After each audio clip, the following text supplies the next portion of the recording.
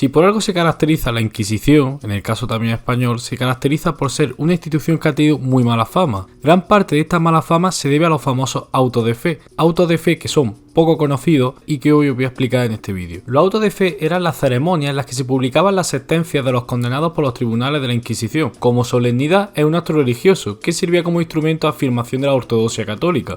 Sobre si los autos de fe eran parte de la religiosidad popular es algo matizable según el autor, algo que vamos a ir mostrando en el vídeo.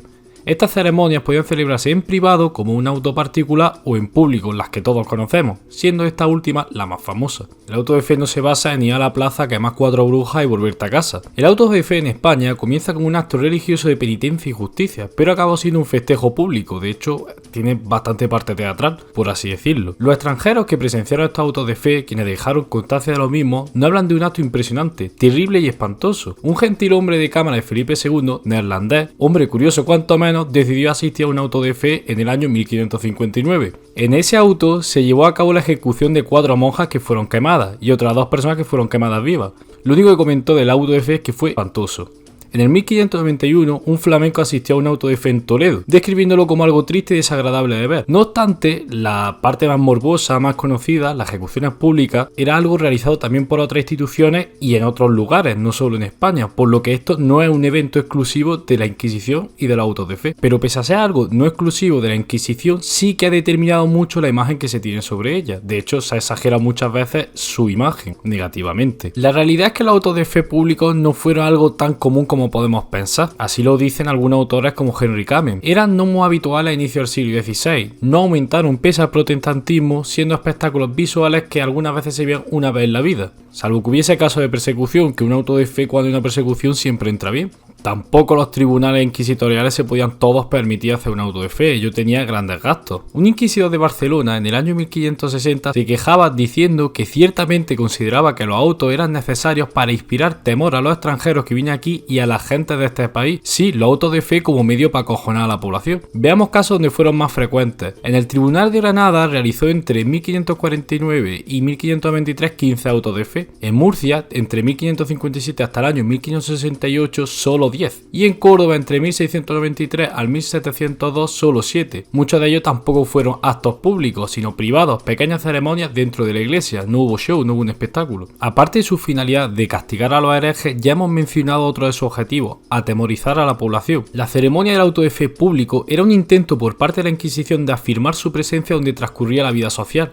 en la calle. La calle era el lugar de la vida cotidiana, de las ceremonias, de las celebraciones, de las fiestas, de todo. Y la Inquisición también quería tener su ceremonia a las muchas que ya había en el calendario. Henry Kamen señala que los autos de fe dictaron mucho de ser la inclinación religiosa española. El auto de fe público en el siglo XVI era la imposición premeditada de un ritual sin raíces dentro de la comunidad. La gente iba a estas ceremonias porque era una ceremonia colorista que no formaba parte de su religión ni de su religiosidad habitual, tampoco de su vida cotidiana. La Inquisición sí se adentró en la vida cotidiana de la gente, pero el auto de fe público, concretamente no tanto según el autor, era sobre todo una novedad. Los primeros 70 años del Santo Oficio, el auto de fe fue un hecho monótono que al público le resultaba poco atractivo, aunque fue cambiando. Se irán haciendo modificaciones como situar los autos de fe en días festivos. Prácticamente consistía en una sencilla práctica religiosa dirigida por unos 4 clérigos para dictar las penas de los herejes. Vamos, que la Inquisición no estaba todo el día quemando gente como se suele pensar y la imagen que se suele dar. ¿Que hicieron estos tipos de actos? Sí, pero que estaban todo el día y era algo totalmente común y totalmente el día a día, no.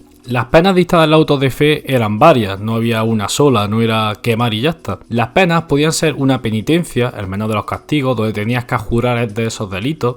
Luego tenemos el famoso San Benito, que era un traje para avergonzar y marcar a la persona, condena de ir a la cárcel, desde meses hasta una perpetua, ser condenado a galera, azotes, siendo lo más común 100 pero sin pasar de los 200. Los azotes se aplicaban indiferentemente, dando igual lo que fuera. Aquí había igualdad en ese sentido, para que luego digan de que el antiguo régimen no fue igualitario. Estos azotes y estas procesiones se daban mientras la multitud también te lanzaba cosas. Algunas veces te lanzaban piedras. También los castigos podían ser encadenados, como unos cuantos años de destierro, luego otros por la galera y unos cuantos latigazos de camino. La condena a muerte era el máximo castigo, siendo el más común la hoguera. Sobre la cuestión de quemar gente, algo que ya hemos estado hablando, hay cierta leyenda y ficción. Había otros tribunales europeos que también llevaban el mismo ritmo de la Inquisición o más. En su existencia en España posiblemente no superaran los más de 3.000 condenados a muerte, siendo herejes estas personas. Aunque el foco siempre se suele centrar en el caso de la Inquisición, en las condenas a muerte, los autos de fe, no era lo más común. Realmente donde interviene la Inquisición en ser vigilante y demás formas de control de la población. Kamen señala que pese a todo ello, la Inquisición hizo cambios para llamar la atención de la gente, como celebrar estas ceremonias en festividades, procesiones previas al gran día y asistencia de grandes figuras.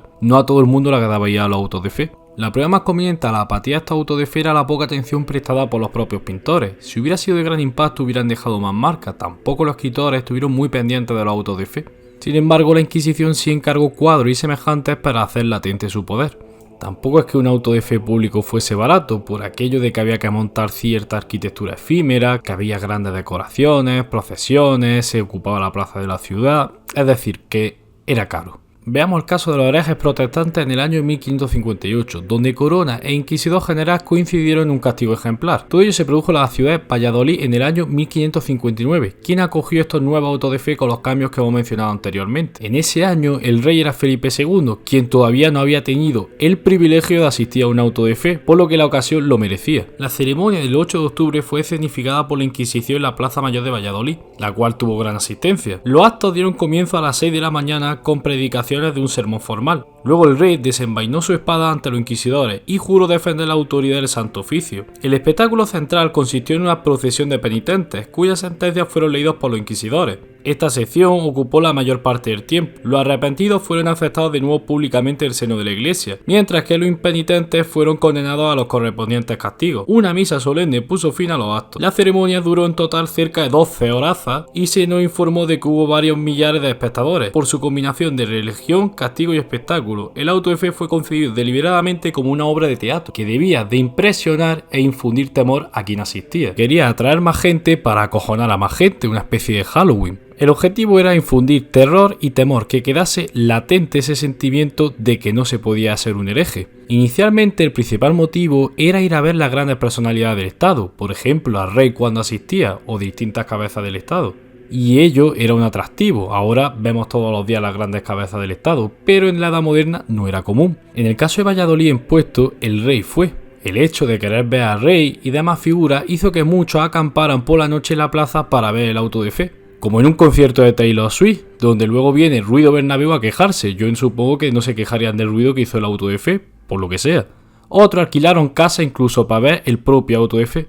Vamos, que la gente iba a cotillear y no por el fervor religioso, si nos basamos lo dicho por Henry Kamen, porque iban a ver simplemente las grandes figuras del Estado y ya de paso pues veían el show. Estos cambios realizados, como esa gran procesión previa al gran acto o ponerlo en días festivos, tuvo cierto éxito, un éxito que duró poco. El atractivo del auto de fe era ir a ver a las grandes celebridades que iban, así lo reflejaban grabados alemanes y holandeses porque muchas veces enfatizaban lo mismo, esas grandes figuras. Algunas veces se situaban en espacios que ya de por sí tenían público, por lo que quien pasaba por allí pues veía el auto. El foco estaba más centrado en quién iba más que en el propio acto en sí. El sentido común no lo dice. Un auto de fe del año 1610 en Logroño no habla del aburrimiento del mismo. Imagínate estar en Logroño a las 7 de la mañana en noviembre escuchando un largo sermón y tras ello 10 horas de lectura de la condena a 11 reos. Pues algunos se iban, lógicamente, pero cuando acudían grandes figuras no se iban tanto. Felipe II asistió a 3 autos de fe en España en toda su vida, o lo que es lo mismo, a uno de cada 24, y en ningún momento llegó a presenciar las ejecuciones. Por otro lado, Felipe III y Felipe IV solo asistieron a uno, pero en 1680 sí que hubo un gran auto de fe. En ese auto de fe, caracterizado porque hubo una gran presencia, una gran asistencia y porque hubo un gran número de condenados, podemos encontrar una descripción. La descripción es más amplia, pero voy a coger un fragmento que decía: tras ellos venían 12 hombres y mujeres, con soga al cuello y velas en las manos, con corazas de cartón de 3 pies de altura, en los cuales se describía o era representado de diversas maneras sus delitos. Iban seguidos por otros 50 que también llevaban velas en las manos, vestidos con un San Benito o capotillo sin manga de color amarillo, con una gran aspa roja delante y otra detrás, la cruz de San Andrés. Todos ellos eran reos que, al ser su primera vez que habían sido presos, se habían arrepentido de sus delitos. Son condenados generalmente a unos cuantos años de cárcel o los lleva un San Benito. Se le celebró una misa una vez había acabado la procesión, luego ya se empezó la lectura de las condenas por los delitos, también asistió al rey, en 1680 gobernaba el grandísimo Carlos II, caracterizado por su hermosura, y la ceremonia duró hasta las 9 de la noche, y cuando hubo acabado la celebración de la misa, el rey se retiró y los delincuentes que habían sido condenados a ser quemados fueron entregados al brazo secular. El brazo eclesiástico, lo eclesiástico no podía condenar a muerte a la gente, y montados sobre asnos fueron sacados por la puerta llamada de Fuencarral, y cerca de este lugar a medianoche fueron todos ejecutados. Esta descripción, que es mucho más amplia, nos muestra cómo era un auto de fe. Sin embargo, ¿se aburrió o no el auto de fe? Algunos autores hacen más énfasis en esto, otros no lo mencionan y otros dicen todo lo contrario. Lo que sí están de acuerdo es que el auto de fe marcaba a la gente. Los testimonios señalados al inicio del vídeo, o la descripción que acabamos de hacer, nos hablan de un espectáculo grotesco y triste, pero que calaba en la gente, y eso era lo importante. Infundía miedo y terror, porque, más en una época barroca, las procesiones, música, luces y fuego eran esenciales, y creaban una imagen muy concreta que no podía ser olvidada por las personas. Es decir, tenemos que romper con la imagen común de ver un espectáculo de muerte y muerte. Tampoco un evento aburrido que podía pasar desapercibido, pero tenemos que hablar sobre todo de cómo se hacía ese escenario para calar, mandar un mensaje, infundir temor y terror. La parafernalia en torno al auto de fe, que incluía el levantamiento de arquitectura efímera, tenía gran vistosidad de las procesiones, cruces, las hachas y las candelas apagadas en caso de los reos, la insignia y la solemnidad de unos procedimientos muy ritualizados en los que la etiqueta constituía un ingrediente fundamental, hizo de los autos de fe una afirmación pública y teatral del prestigio y la autoridad de la Iglesia Católica y, fundamentalmente, de la propia Inquisición. Todo ello sancionado con la presencia de figuras públicas, incluso el propio rey, como hemos visto. En el auto de fe, lo fundamental es la escenografía. La ciudad barroca prestó su espacio innumerables veces a la arquitectura efímera y ella misma se transformó en escenario, pues aquellos graderíos prestigiaban a la institución organizadora y eran descritos con el objetivo de que la fama del acontecimiento se expandiera y perpetuara. Esa misa, esa lectura de las condenas, esas ejecuciones públicas y en general esa escena, ese teatro, por así llamarlo, caló en la gente, siendo un curioso episodio más de la Edad Moderna.